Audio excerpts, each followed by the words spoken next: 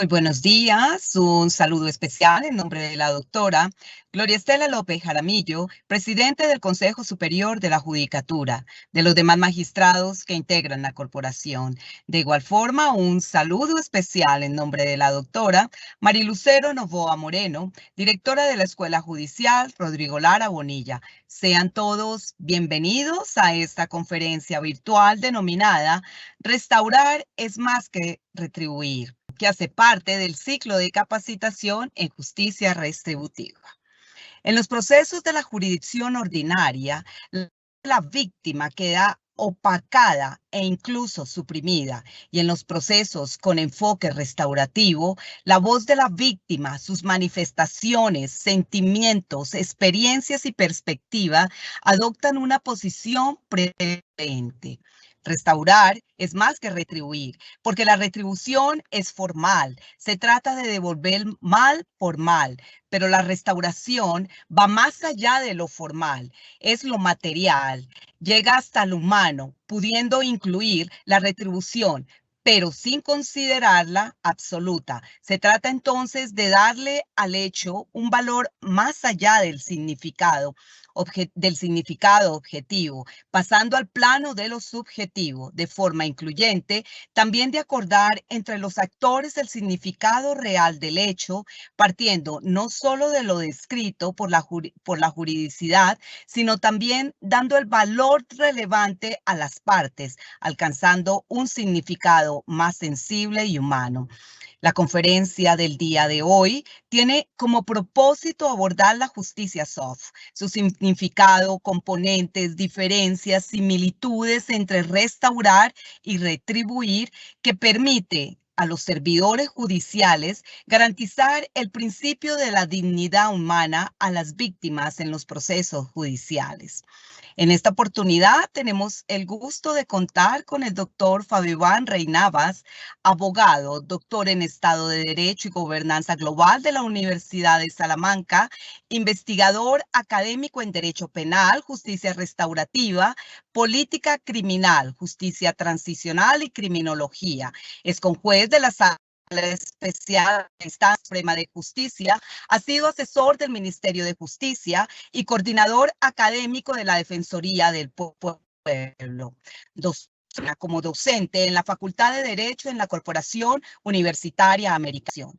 Doctor Fabio Iván Rey, es un gusto tenerlo hoy con nosotros. Bienvenido, tiene el uso de la palabra. Doctora Mónica, muchas gracias a ti por la invitación. Muchas gracias igualmente a la doctora Marilucero Novoa, directora de la Escuela Judicial.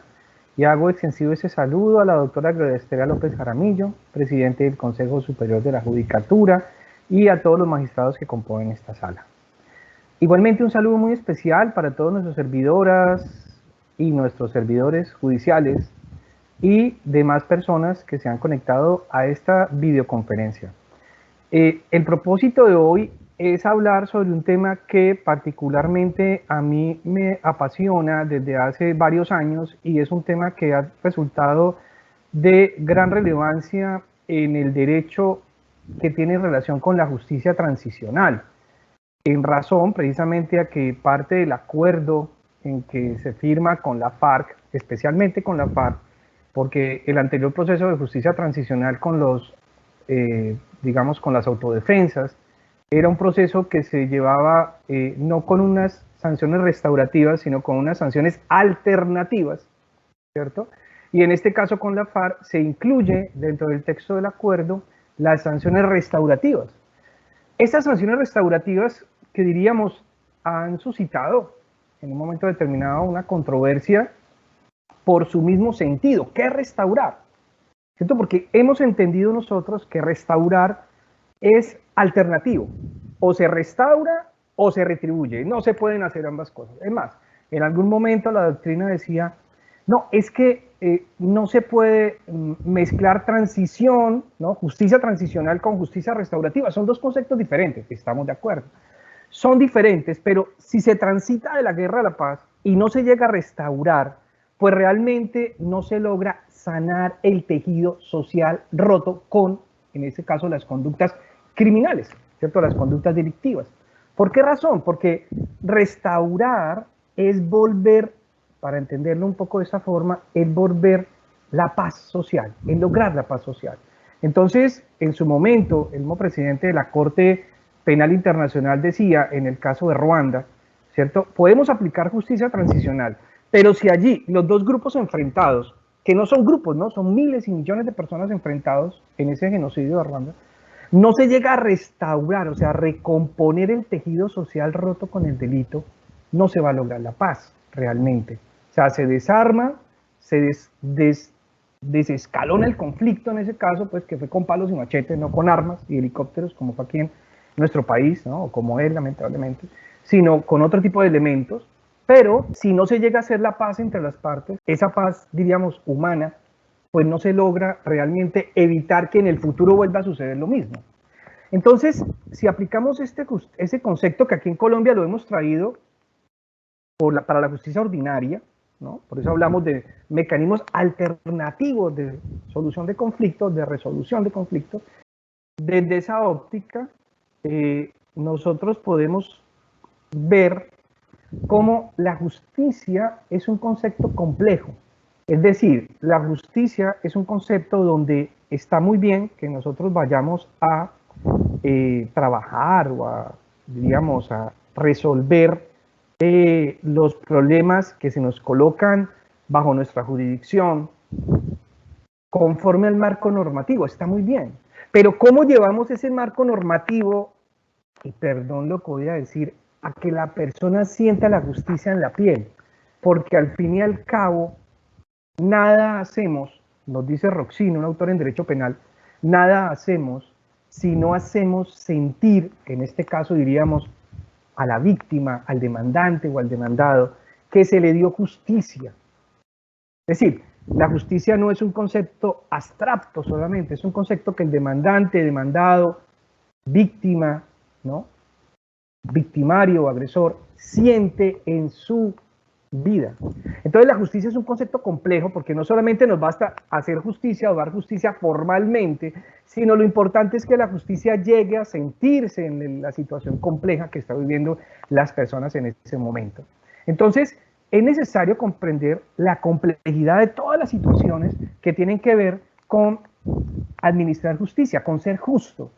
Nosotros podemos pensar que siempre la consecuencia jurídica que previste o que previene el supuesto derecho es justo. No. Es posible que sí, como es posible que no. Es posible que uno tenga que condenar a un joven de 19 años que tuvo contactos sexuales con su novia de 13 años, que ella lo ama profundamente y el joven también la ama profundamente y tuvieron ese amor, ¿no? Juvenil, digamos así, pero como él es mayor de 18 y ella es menor de 14,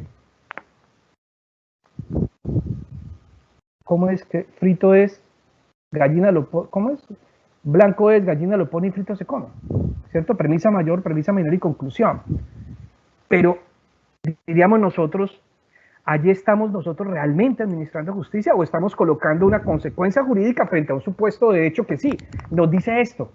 Hay que condenar, a menos que la víctima vaya y nos diga que está en un error de tipo, ¿cierto? Que ella le dijo que tenía 15, pues hay que condenar. Pero, ¿esto es justicia? O sea, ese joven y esa niña de 13 años, que está muy bien, fue precoz en iniciar las relaciones sexuales, pero es una realidad que pasa en nuestros pueblos, en nuestras ciudades, ¿cierto? Entonces, siente que ese es el trato justo que tuvo para con su pareja, o tal vez ya en ese momento expareja. Entonces, nosotros tenemos que estar en esas capacidades, y por eso cuando el doctor Jaime, la doctora Mónica y la doctora Marilu me invitaron a dar esta charla, me pareció excelente hablarles a ustedes sobre ese saber ser, el saber saber y el saber hacer. Es decir, el saber ser es esas capacidades emocionales en el desempeño de la función. Nosotros como seres humanos somos emocionales y eso no está mal. Es más, ¿cuántas veces decidimos jurídicamente basado en nuestras emociones?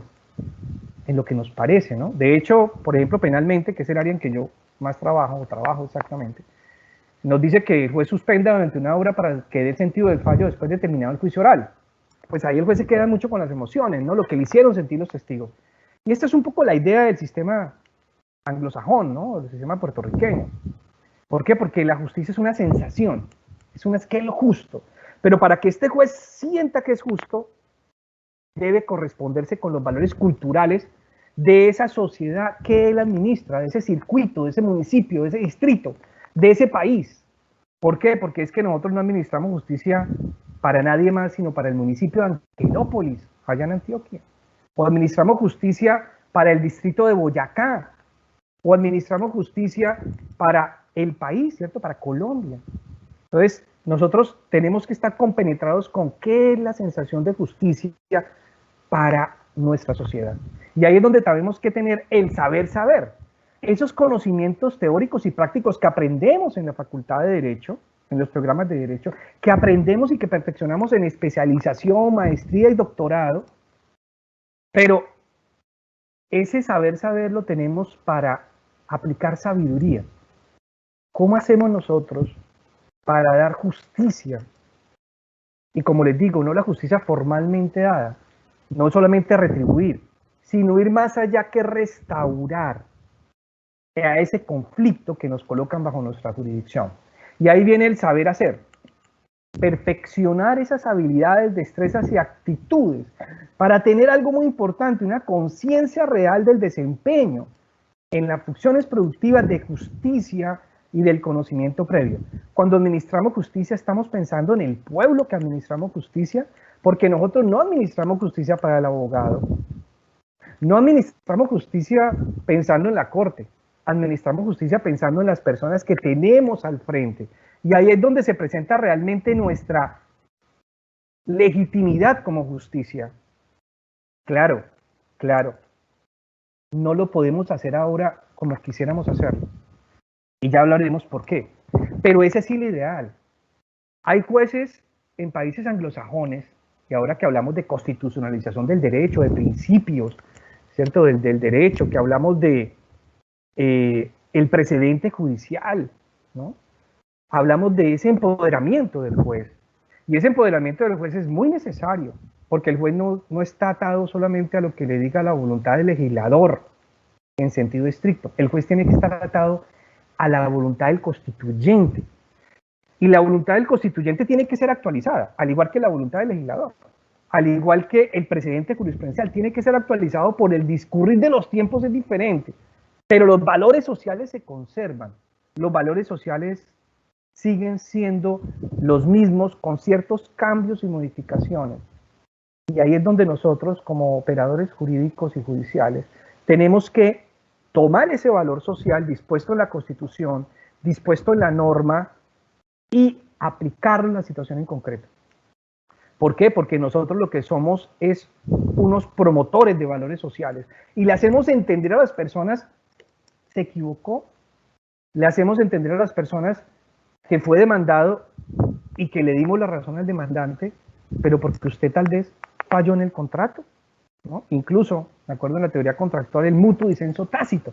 Las partes a veces han terminado el contrato sin saberlo, sino tácitamente se dio por terminado el contrato, y eso pasa hasta en los matrimonios. Entonces, diríamos nosotros que el derecho que hace el legislador allá, ¿no? En la Cámara de Representantes, el Congreso, el Parlamento, es un derecho que refleja los valores sociales de nuestra sociedad. Y lo hace a través de supuestos de hecho, que es la forma como nosotros lo entendemos. Pero detrás del supuesto de hecho está la norma, está el valor, para comprenderlo un poco con el tipo penal. La tipicidad penal dice el que mate a otro, pero el valor es que no mates. La norma es proteger la vida, no atentar contra la vida, no dañar la vida del otro. El supuesto de hecho es el que mate a otro. Entonces nosotros entendemos que detrás del supuesto de hecho, ya sea en el derecho laboral, administrativo, de familia, cualquier derecho, hay un valor, y ese valor es el que nosotros como operadores jurídicos y judiciales debemos transmitirle a la sociedad. Entonces, nosotros debemos entender que uno de los postulados que nos da la ley es aplicar una consecuencia jurídica.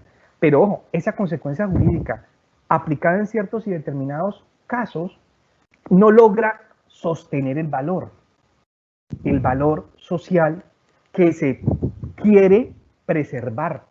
¿Por qué? Porque cuando el legislador hace la norma, ¿cierto? Y lo que hemos trabajado en el Congreso entendemos esa gran responsabilidad del legislador, y conozco muchos legisladores que son muy responsables en hacer las normas.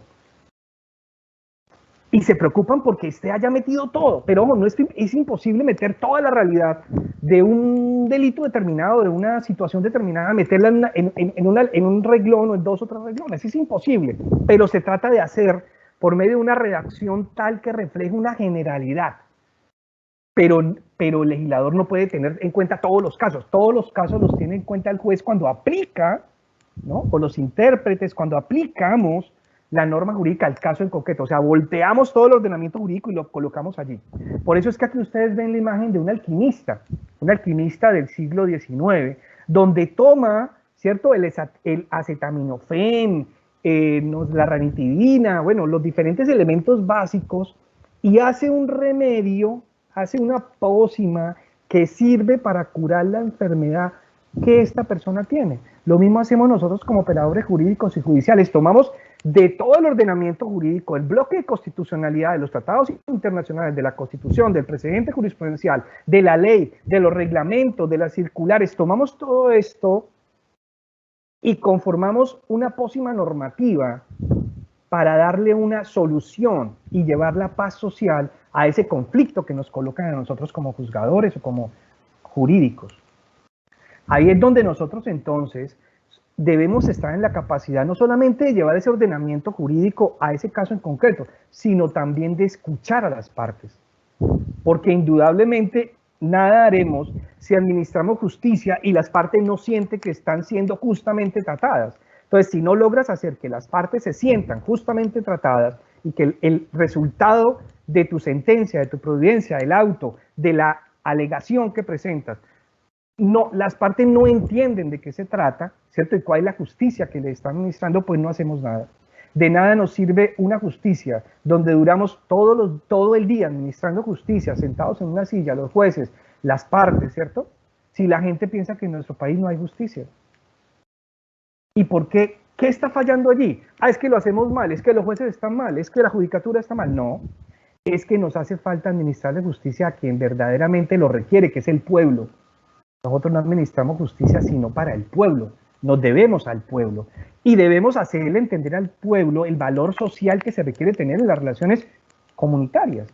De esta forma entonces el juez interpreta el derecho y ese valor social reflejado en el ordenamiento jurídico y lo lleva al caso en concreto, de tal manera que al intérprete le corresponde llevar esa discusión que se tuvo allá en el Parlamento, esa discusión que se tuvo en la Asamblea Nacional Constituyente o en el acto legislativo, llevarla en concreto a ese caso, para que las partes sientan que se le está administrando justicia y la sociedad sienta que se le está administrando justicia. Alguna vez que estábamos visitando el sistema judicial chileno, un sistema judicial penal, donde el 98% de las causas penales salen por negociación, o sea, solamente el 2% va a juicio. Nos decían, pero mira las salas, unas salas además preciosas, ¿no? Muy bonitas, eso parece un centro comercial allá en Santiago de Chile. La fiscalía aquí, la defensa aquí, el tribunal aquí, en la mitad de los dos y detrás la cárcel. Y unas salas preciosas, muy bonitas, unas salas de audiencias muy bien montadas, muy bien diseñadas, porque además eso es privado y lo paga el Consejo Superior de allí, de Santiago, del país de Chile, ¿cierto? Y nos decían, pero mire la falla, ¿cuál? Las salas de audiencia vacías. A nadie le interesa lo que estamos haciendo, porque realmente la gente no viene a escuchar al juez, no viene a ver a la justicia. Nos interesa que la gente venga, ¿por qué? Porque es que las personas deben venir para que el juez y la justicia le recree cuál es el valor social que estamos trabajando. Entonces, de eso se trata, llevar la justicia de lo formal a lo material. Y esa decisión debe ser restaurativa y ese procedimiento debe ser restaurativo. Las formas hay que mantenerlas, claro que sí, hay que mantener las formas, pero las formas se mantienen porque cumplen una finalidad. Y la finalidad es material. Diríamos nosotros, ojo, retribuir es algo formal. El objetivo, diríamos, es solamente lo normativo. Allá dice eso, ¿no? Premisa menor, premisa mayor y conclusión. Se trata de devolver el daño por el daño. Digamos, entonces daño a la 2, ¿no? Daño al cuadrado. Pero la restauración es más que eso. Restaurar se toma lo que dice la ley, se toma el postulado legal, ¿cierto? Se toma el postulado normativo, pero se va más allá. Se llega a lo material, a las partes. ¿Y ustedes qué quieren? ¿Cómo se sienten satisfechas? Darle participación a las partes en la solución del conflicto. Es decir, diríamos nosotros, no se trata de que la judicatura permite que las partes hagan justicia por su propia mano. No. Se trata de que las partes tomen la justicia en sus manos y junto con el juez y junto con los abogados, los demandantes, los demandados, el fiscal, hagan una fórmula que satisfaga a todos. Y ahí viene el consenso, porque la restauración es un consenso. Y ese consenso no tiene que ser un consenso solamente de decir, sí, yo estoy de acuerdo, sí, yo estoy de acuerdo. No, también puede ser un consenso en parte impuesto por un mandato normativo que no podemos dejar de ignorar. Entonces, la restauración puede incluir retribución, sí, la restauración puede incluir retribución, pero ¿cuál retribución? ¿La reparación? ¿El pago? ¿La indemnización integral? ¿Cuál retribución? ¿La cárcel? ¿Cuál retribución? ¿Una domiciliaria?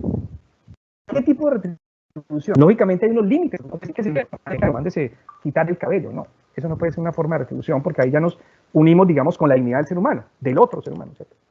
Hay unos límites y esa retribución la tenemos en el derecho. Todo nuestro derecho, digamos, básicamente, la retribución es económica en muchos casos y el único derecho que no es económico, pues es el derecho penal, que es la libertad. Pero esa libertad puede ser retribuida o puede ser limitada de varias formas. ¿No? Ahí tenemos todo el capítulo de medidas de aseguramiento privativas y no privativas, para colocar solamente, y tenemos lógicamente la pena de prisión y la pena de prisión sustitutiva por domiciliaria.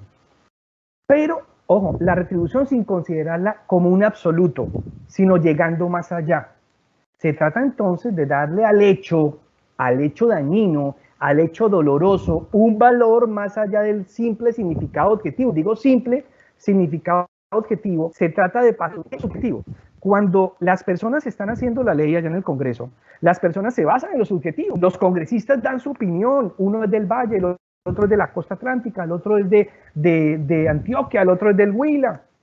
Y ellos se basan en lo subjetivo para hacer la norma que trate de quedar general. Pero esa discusión, decimos nosotros, ya se dio en el Congreso, aquí no nos importa escuchar a las partes. Claro que sí nos importa. ¿Por qué? Porque de lo subjetivo nace lo objetivo. ¿Qué es el objetivo? El mandato general. El mandato general tiene, ¿cierto?, un principio democrático que es el diálogo. De lo subjetivo nace lo objetivo y de lo objetivo, ¿no?, de ese valor normativo nace lo material, pero ¿cómo llevamos ese valor normativo a la realidad?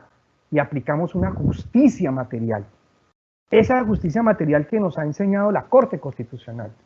Entonces, ¿cómo alcanzar el consenso en el caso concreto? El consenso en el caso concreto se trata precisamente de escuchar lo subjetivo de los actores que están involucrados en la situación. Ojo, fue lamentable lo que pasó en su momento en la Corte Constitucional en el Consejo de Estado, cuando incluso los periodistas sacaban a luz pública el listado de personas que visitaron a un magistrado, porque yo como abogado no puedo ir a donde un magistrado, y si uno iba a la corte le decían, doctor, entre, pero no se anote en el libro porque es que usted tiene una casación, usted tiene... Y yo decía, pero ojo, es que los abogados estamos acostumbrados, ¿cierto? Y en las facultades de Derecho nos enseñan que nosotros especialmente lo que debemos es la dialéctica. Ojo, el hecho que una de las partes venga a hablar conmigo no quiere decir que me esté dando dinero, ni que me esté dando prebendas.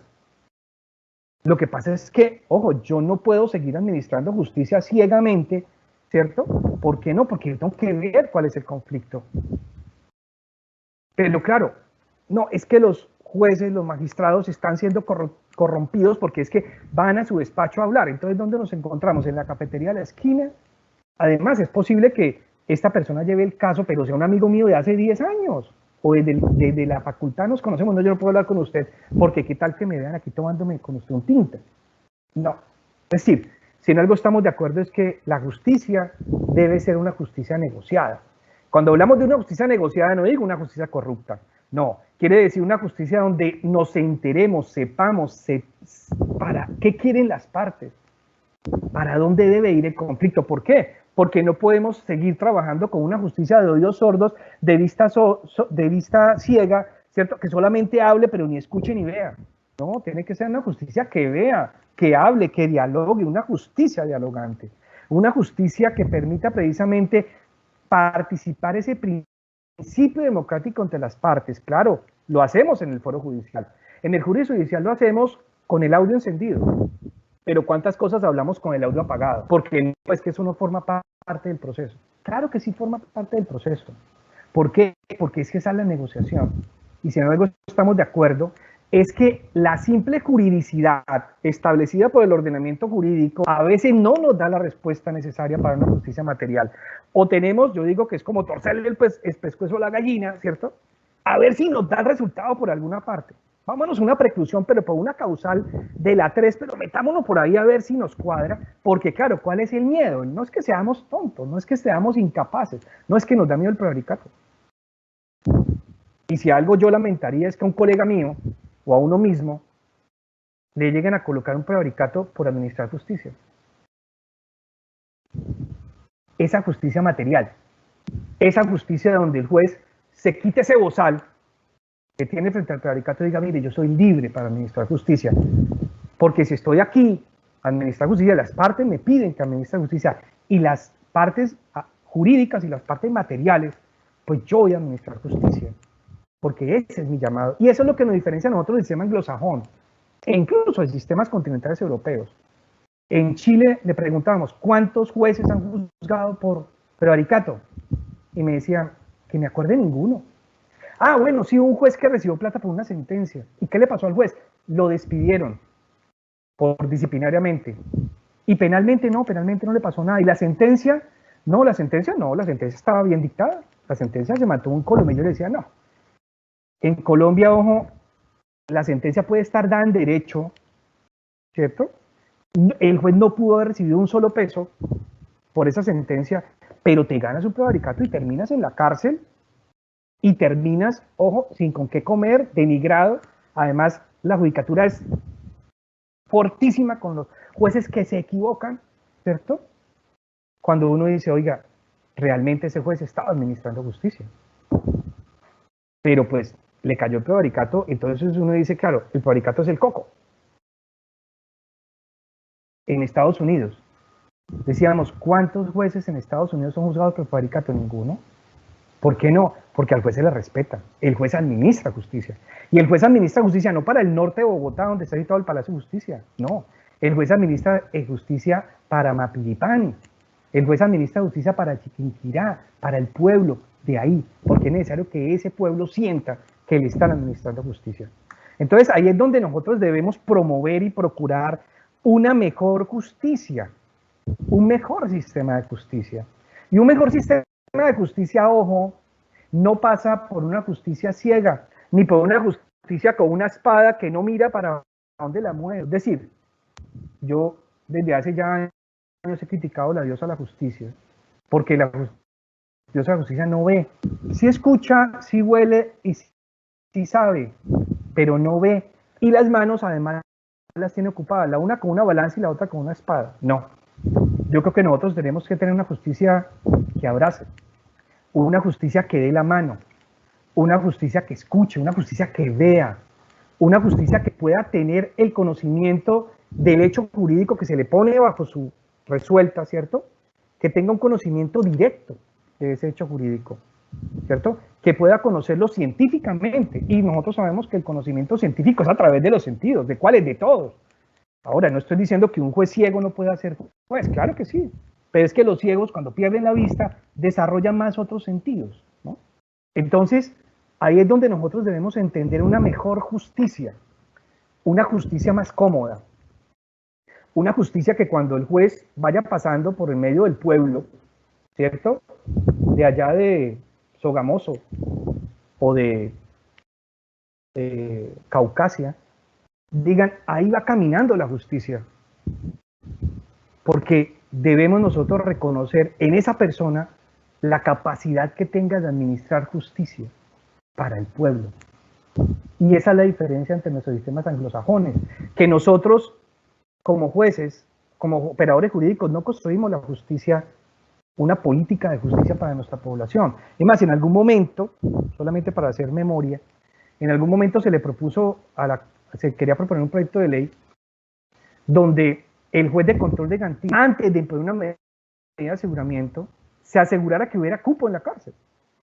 Porque es que, ojo, las URIs están llenas, las cárceles están llenas, y la Corte Suprema y la Sala Penal de la Corte y el Consejo Superior de la Judicatura digo, mire, eso es un imposible, o sea, usted no le puede colocar esa responsabilidad al juez, que llame a ver si hay cupo.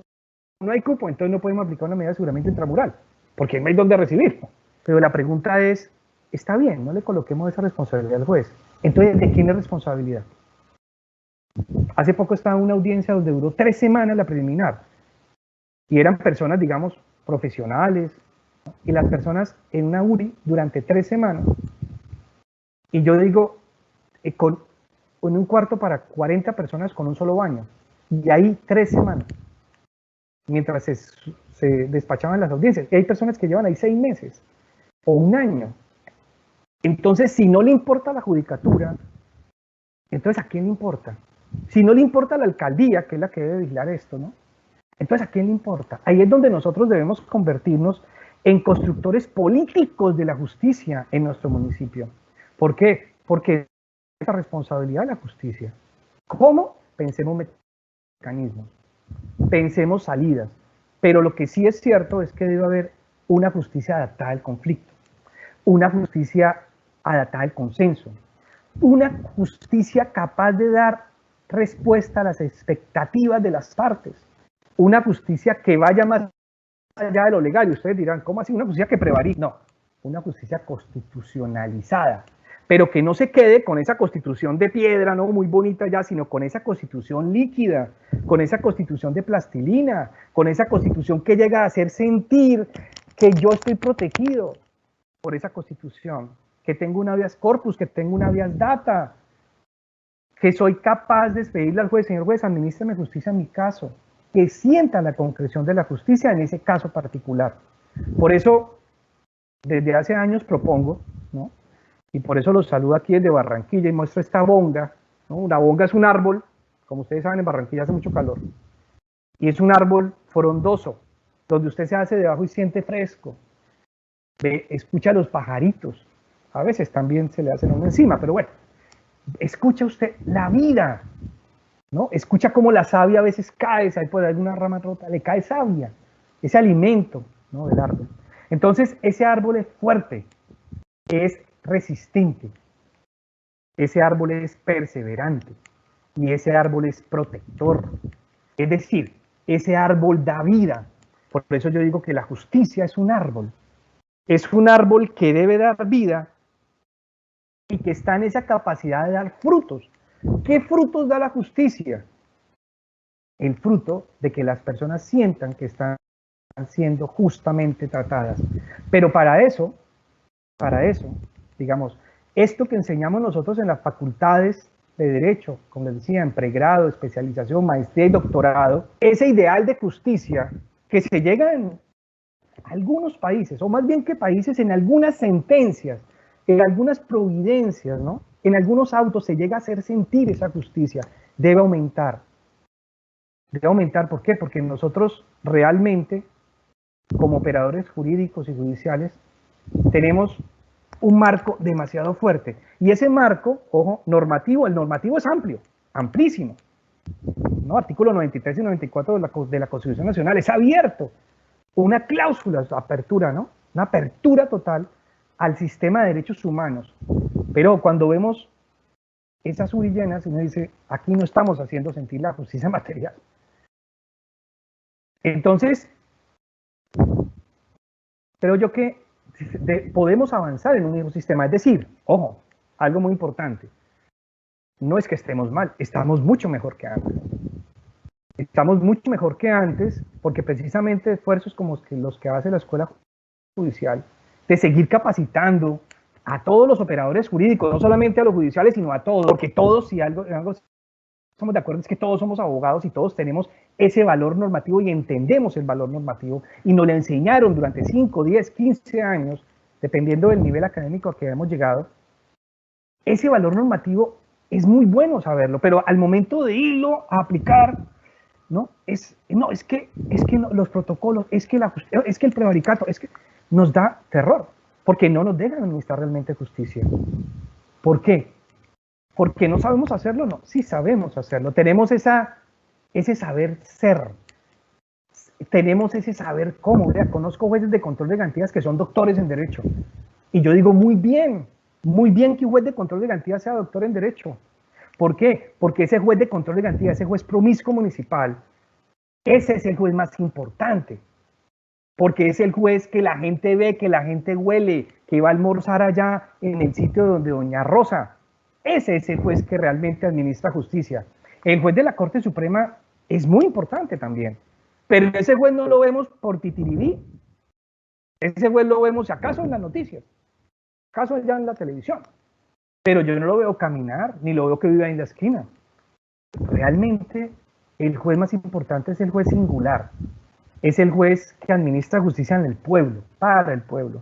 Allí es donde nosotros entonces podemos comprender cómo realmente es muy importante que ese juez se vuelva un constructor de política pública, de justicia en su municipio. Por eso a mí, a veces digo, no tienes razón, cuando escucho magistrados o personas de cierto nivel judicial que dicen es que los jueces de control de garantías, es que los jueces municipales, y yo digo los jueces penales de circuitos, civiles, de familia, esos son jueces los más importantes del sistema porque son muchos y porque están en todos los municipios y porque están en todas las cabeceras de distrito y cabeceras de circuito. Y ellos deben ser constructores políticos de justicia, de familia, de civil, de penal, de laboral. ¿Por qué? Porque ellos son los que sienten y saben el valor. Una verdadera reforma a la justicia que se va de la mano con esta restauración y con quitarnos ese bozal del prevaricato para dejarnos realmente administrar justicia, pasa por un tema muy sensible, pequeñito, y es el tema de que es necesario que al servidor público no lo investigue la Fiscalía General de la Nación. Siempre que yo pregunto, ¿cuántos fiscales hay? Entonces la gente dice, no, hay 5.000, hay 3.000, no, depende, tal, bueno. No, fiscales hay un fiscal, el fiscal general de la Nación. Todos los demás fiscales son delegados. ¿Cuántos jueces hay? A eso sí hay, no sé, 5.000, 3.000, 4.000 jueces. ¿Por qué? Porque el jueces hay, en cada pueblo hay un juez, en cada municipio hay un juez, en cada distrito, ¿no? En cada circuito, bueno. Fiscal hay uno solo. Y esa fiscalía es unitaria, y eso no solamente en Colombia, en todos los países el fiscal, no, el fiscal de la Corte Penal Internacional viene a Colombia, pues es un señor, es una persona, ¿cierto? Los demás son delegados porque la fiscalía tiene esa noción, ¿no? Esa idea de delegación. Pero ojo, ese mismo fiscal entonces, que está ante ti como juez, municipal, de circuito, magistrado, ¿cierto? De tribunal, ese mismo fiscal es el mismo que te investiga, no él como persona, no el doctor Rodríguez como persona, no, pero es uno solo el fiscal. Entonces, como todos los fiscales son delegados, yo he tenido casos donde a un juez lo han investigado porque necesitamos una noticia, y por ahí el juez tiene sus cuenticas, saquemos de la investigación de una vez, y termina el juez un día administrando justicia y al otro día en una URI capturado, ¿no? Esperando las resueltas de una audiencia concentrada. Y todo por un ánimo de un fiscal o de un vicefiscal que lo nombren fiscal. Entonces, ¿el tema cuál es, ojo? Que la fiscalía es jerárquica. La fiscalía no es una fiscalía independiente, es un fiscal, y todos sabemos la naturaleza política que tiene ese fiscal, no está mal, eso es un tema de pesos y contrapesos en la administración pública, pero ojo, que a los jueces, a los fiscales nos investigue un fiscal que tenga una naturaleza entre el ejecutivo y el judicial. Deberíamos de hacer una reforma muy importante, y es que a los jueces y a los fiscales no los investigue la fiscalía, sino que los investigue un magistrado de la judicatura, ¿cierto? Hace falta esa reforma. ¿Por qué? Porque es que resulta que aquí en Colombia es más fácil hacerle caso a la fiscalía que ir en contra de ella. ¿Por qué razón? Porque si usted no le hace caso a la fiscalía, y conozco casos de jueces que dan una absolución y termina investigado por prevaricato, no impone una medida de aseguramiento y termina investigado por prevaricato. Y ya estar investigado por prevaricato ya es una puerta así de grande para que te juzguen y terminan muchas veces juzgados, ¿no? Jueces de 35 años en la cárcel o huyendo con una esposa, 2 hijos, porque le dio libertad a una persona. Tuvo 100 casos, muchos casos. Y en un caso le concedió la libertad a una persona porque consideró que no operaba una medida de aseguramiento. Y por eso, prevaricato. Es más, un fiscal que por presentar 3 veces un preacuerdo que no operaba, que no era legal, digámoslo así, un preacuerdo que es un acto de parte, porque equivale al escrito de acusación, es como si uno presenta mal una demanda, al fiscal lo juzgan por prevaricato.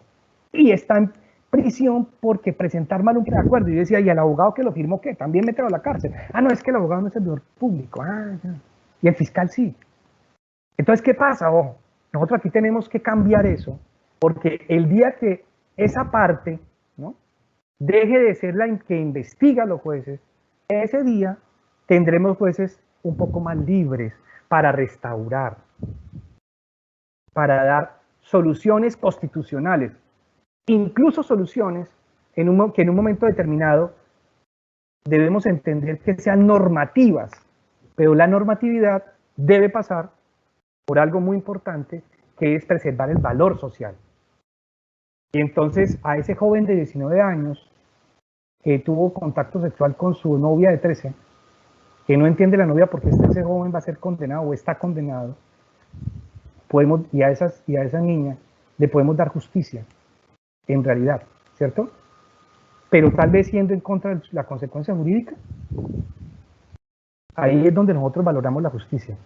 Muchas gracias a ustedes y quedo abierto para las preguntas, dudas, aclaraciones, y gracias por su escucha activa en esta pequeña, digamos, ponencia, porque pues traemos a síntesis muchas teorías, ¿no? La teoría de la complejidad, bueno, la restauración, el pensamiento problema y diferentes escuelas del derecho a estos 45 minutos, los cuales espero que queden más dudas que respuestas, porque lo ideal es esto, ¿no?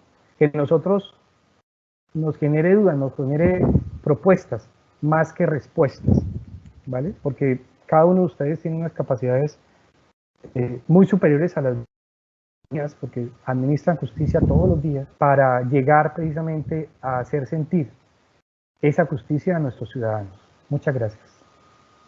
Quedo pendiente de las preguntas. Doctor Fabio, muchísimas gracias y vamos al fragmento de preguntas. La primera, ¿la justicia soft es justicia? Ok, de acuerdo. Claro, nosotros diríamos lo soft es lo suave, ¿no? Es lo flexible. Entonces yo digo que cuando nosotros nos acostamos o nos recostamos, ¿cierto? Frente a o contra una pared de mármol es muy linda, pero es fría. En cambio, cuando nosotros tenemos contacto con una pared como la de los jardines infantiles, ¿no? Que tiene foamy, o tiene, si me golpeo, pues no me voy a romper la cabecita ni me va a doler. Es una pared mucho más cómoda. Entonces diríamos nosotros que la justicia suave, cómoda, es una justicia donde de verdad administramos justicia a las partes, pero también es una justicia donde de verdad logramos nosotros hacer que las personas sientan la justicia en el caso concreto, ¿no? Por eso, a veces que hablamos de justicia soft, entonces decimos, ¿y qué hacemos con los 60 años de cárcel? No, ahí pueden estar incluidos, pero ¿qué tal si esos 60 años se los bajamos a 20? Si hay una muy buena reparación, y hay una buena garantía de no repetición, pero la persona no va a estar 60, va a estar 20 en la cárcel. Bueno, creo que de 60 a 20, para la persona hay una gran diferencia, ¿no? Pero para la víctima, pues 60 o 20, frente a las posibilidades de una buena reparación, es algo interesante, ¿no? Entonces allí es donde entendemos cómo esa justicia negociada, ¿no? Cómo esa justicia, diríamos, de consenso. Doctor, ¿restaurar incluye retribuir, doctor? Claro, en algún momento, cuando teníamos esa discusión frente a un estudio académico, decíamos, es que la cárcel finalmente restaura. una pena de prisión finalmente restaura. Y yo digo, sí, una pena de prisión restaura, ¿de acuerdo? Digamos nosotros que el 80% de los casos restaura, sí. Pero, ojo, podríamos ir más allá. Precisamente ahí están los ciclos de pacificación, las conferencias familiares. Y haciendo un parangón, en la justicia transicional, en algún momento, sobre todo en la justicia transicional de la 975, se hicieron círculos de pacificación en las cárceles con miembros desmovilizados de las AUC. Iban las víctimas, ¿no? Y incluso también en el procedimiento de justicia y paz. Iban las víctimas y se lograba restaurar y no quedarse solo con esa retribución de los 8 años, ¿no? Sino que el victimario dijera, perdón, me equivoqué, perdóneme. O la víctima dijera al victimario, vea, usted es un ta. ¿Por qué? Porque es algo que la víctima dice, yo se lo quiero decir en la cara. Pero claro, es que ese decisión en la cara es a la persona que fue y mató a su familiar al lado suyo. Y fue capaz, la justicia le dio esa forma de restaurarse, de decirle, usted es un ta. ¿Cierto? ¿Por qué? Porque es el dolor del corazón. Entonces fíjese que retribuir tiene como finalidad restaurar, y restaurar tiene como finalidad, ojo, retribuir, diríamos, ese mal, ese daño, esa lesión dada por el agresor, ¿cierto? Por el demandante o por el demandado. Pero restaurar es un paso más allá porque nos vamos a lo subjetivo, ¿qué es lo que usted quiere como pena? En algunos casos hay víctimas que dicen, yo quiero que a este lo piquen, ¿cierto? Y lo metan en un horno y lo quemen.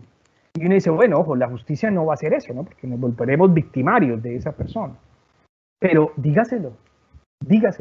¿Para qué? Para que esa persona entienda el mal que él le hizo a usted, ¿no? Porque tal vez esa persona no comprende lo que hizo, no entiende la dimensión de lo que hizo, ¿cierto? Pero cuando la víctima se lo dice, y yo quisiera que a usted lo picaran y lo mataran, así como usted hizo con mi familiar, el otro va a decir, uy, terrible lo que yo hice. ¿Por qué? Porque ahí es donde logramos restaurar. Entonces la restauración, diríamos que es más que retribuir, porque la restauración es la capacidad de que eso subjetivo que tiene la persona, ¿cierto? Se le comunique al otro, al demandante, al demandado, ¿cierto? De tal forma que entienda, comprenda la dimensión de lo sucedido. Ya sea, ojo, para decirle lo mucho que le dolió, o ya sea para sencillamente pedir perdón, o ya sea para reparar económicamente. Y aquí quiero contar una historia que me pasó en un caso de un accidente de tráfico. Una señora que, bueno, un accidente culposo. Nunca llegamos a juicio porque se arregló por el camino muchos años tratando de que la aseguradora reparara. Y bueno, finalmente la aseguradora pagó, digamos, pagó la muerte de la hija de la señora, que tenía como 19 añitos y murió atropellada, golpeada por una camioneta de transporte público. Y el día que la señora estaba recibiendo el cheque en la oficina de la transportadora, entonces yo le dije, señora, ¿usted quiere conocer o sea, quiere saludar a la persona que llevaba el carro cuando murió su hija? O sea, digamos, a la persona que le causó la muerte a su hija. Y ella me dijo, no, yo no lo quiero hacer. Y le dije, pero él sí lo quiere hacer. Entonces la señora me dice, bueno, si él lo quiere hacer, sí. Una señora muy humilde, ¿no? Todos los días lloraba por la muerte de su hija de 19 años. Y este señor se le acerca y le dice, señora, perdóneme. Yo he ido a la tumba a saludar a su hija, a pedirle perdón. Yo he dado misas por su hija, pagado misas por su hija, porque yo siempre recuerdo cuando la tuve a ella en mis brazos y yo decía, Señor, ¿qué hice? Perdóneme, señora, perdóneme. Y la señora lo miró y dijo, bueno, tal vez ese acercamiento, ¿cierto?, haya calmado el corazón de la señora y lógicamente ha podido calmar el corazón de ese agresor, digámoslo, ¿no? Porque nunca se supo si era agresor o no, porque nunca llegamos a juicio oral, pues en medio del juicio oral se arregló el problemita, se arregló el tema, pero fue una justicia consensuada, una justicia negociada. Ahora, ¿en cuántos casos podremos llegar a esto? No lo sé, pero ahí es donde realmente, y fíjate que la restauración no se presentó ni siquiera en el foro judicial, fue en una oficina, pero se logra hacer, ¿no? Se logra sanar el tejido social roto, en ese caso, pues con el hecho dañino, en ese caso con el delito. Doctor, ¿qué es mejor? ¿Retribuir, restaurar o ambas? De acuerdo. Entonces, fíjese cómo diríamos nosotros, ¿no? Para hacer el parangón otra vez, porque esto influye en el tema transicional. En la justicia de 975 hubo retribución y algo de restauración. En la justicia de marco jurídico para la paz, o la JEP, hay penas restaurativas, totalmente restaurativas. Entonces uno dice, ojo, pero entonces si es restaurativo, no hay retribución, porque no hay cárcel. Entonces la pregunta es que la retribución solo se presenta con cárcel. Es decir, ojo, la cárcel ha sido un logro muy bueno para el derecho penal, porque la cárcel ha humanizado aún más la pena. Acordémonos que antes la cárcel era solo el medio en que estaba la persona, donde estaba la persona mientras la penaban, y la pena era la pena de muerte o la tortura. En este caso consideramos la simple limitación de la libertad ya como pena. Y de hecho eso está bien para algunos casos. Pero ojo, no todos los casos necesitan, no todas las situaciones necesitan la misma retribución. Es decir, aquí, si tú matas, si tú violas, si tú te apropias del erario público, si tú cometes cualquier conducta, todo es cárcel. Entonces nos dice Foucault, nos dice la cárcel opera como el dinero. Para todo sirve el dinero, ¿no? Pero como nos enseña por ahí una tarjeta de crédito, nos dice para todo lo demás, ¿no? Existe Mastercard. Es decir, ojo, hay algo más allá que el dinero, que es lo que no podemos comprar, ¿cierto? Ese sentimiento de tranquilidad, de paz, de amor, de afecto, de armonía, o incluso sentimientos negativos, ¿no? Eso no vale dinero. Entonces diríamos nosotros que allí es donde la cárcel, la única forma de retribuir no es la cárcel, tenemos otras formas de retribución, no solamente simbólica, o no solamente la cárcel en el sentido de 2, 8, 20 años, ¿cierto? 15, 20 años, no. Tenemos otras formas de que una persona sea retribuida a la conducta realizada a través de otras formas jurídicas. Por eso ahí hago mención en esas otras formas jurídicas a las medidas de aseguramiento privativas y no privativas de libertad, donde son un gran número, ¿no? De medidas, tanto las privativas son 2, como las no privativas, donde hay un número. O vamos también al principio de oportunidad, donde hay varias formas, incluso trabajo comunitario, ¿no? En la aplicación del principio de oportunidad. Y ahí es donde nosotros vemos cómo realmente aquí se puede restaurar. Tenemos el marco jurídico para restaurar, pero no lo aplicamos mucho, no por desconocimiento, ¿no? ¿Cuántas veces aplicamos la fianza, por ejemplo? Entonces, no por desconocimiento, sino sencillamente porque no se usa, ¿no? Sencillamente porque no se usa. Entonces, claro que restaurar es mucho más allá que retribuir, porque restaurar quiere decir hacer sentir la justicia en el caso en concreto. Y esto se logra escuchando a las partes, ¿no? Haciendo esa dialéctica y haciendo ese acercamiento de ese objeto de estudio, que es administrar justicia, a través de todos los sentidos, ¿no? Nuestros ojos, nuestros oídos, nuestro olfato, nuestro gusto, ¿cierto? Y nuestro tacto, para acercarnos a ese objeto de estudio y poder dar una respuesta justa a lo que la comunidad coloca bajo nuestra tutela, ya sea como abogados, en cualquiera de los escenarios que estén.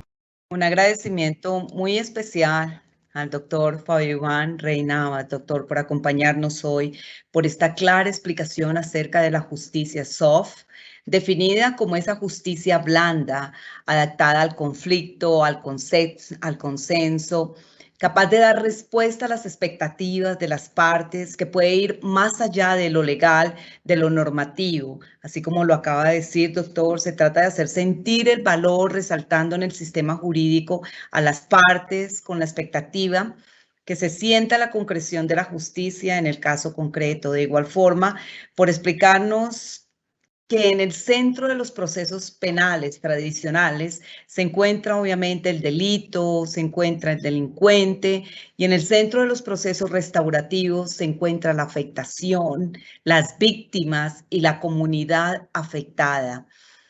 Qué bueno esta estos ejemplos que nos ha traído de estos casos, cómo se pide ese perdón a pesar de todo lo que implica esta realidad social. Muchísimas gracias, doctor, por estar aquí con nosotros. De igual Gracias, doctora forma, Mónica, a ustedes. siga, doctor, siga, por favor. Muchas gracias a ustedes por la participación. De igual forma, a los servidores y servidoras judiciales y a todas las personas que actúan en el sector justicia que se interesaron por esta conferencia. Muchísimas gracias. Un feliz resto de día para todos.